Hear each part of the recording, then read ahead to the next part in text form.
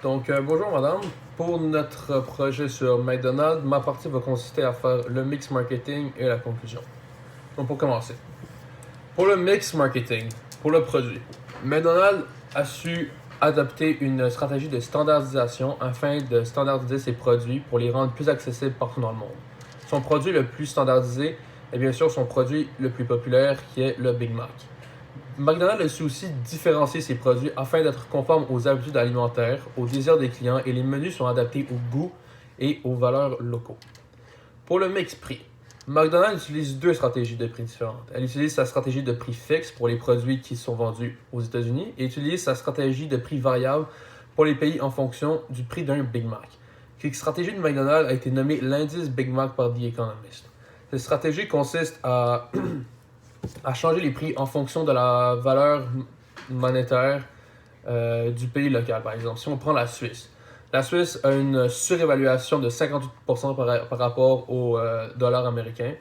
Et donc, pour un Big Mac, qui aux États-Unis coûte 3,15, en Suisse, ça coûterait 4,93. Donc, on peut voir à peu près la sorte de stratégie que McDonald's utilise pour ses prix, dépendamment du pays dans lequel ils sont. Pour la promotion, McDonald's est aussi un pilier de la communication et de la publicité. Juste en 2012, McDonald's avait investi près de 788 millions de dollars en investissement publicitaire, ce qui représentait à l'époque 2% des dépenses totales du marché publicitaire mondial. McDonald's utilise ses investissements en publicité pour faire rappeler aux gens qu'il est toujours présent sur le marché et aussi pour promouvoir de nouveaux produits locaux. Pour le mix distribution, afin de générer son grand revenu, McDonald's utilise plusieurs plateformes et sites de distribution afin d'atteindre les revenus qu'il génère.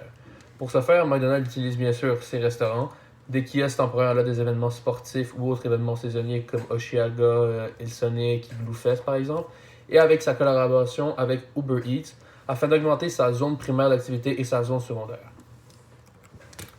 Pour la conclusion, nous savons que la culture alimentaire en France joue un rôle très important. Après tout, la France est le pays de la gastronomie.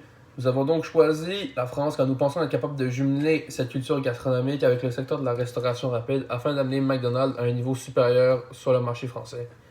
En résumé, nous avons choisi la France car nous possédons suffisamment de connaissances pour connaître le marché français de la restauration rapide, les aspects culturels, les valeurs locales et les habitudes alimentaires des Français, puisque nous venons tous de la France. Ce qui explique notre choix pour la France. Merci beaucoup.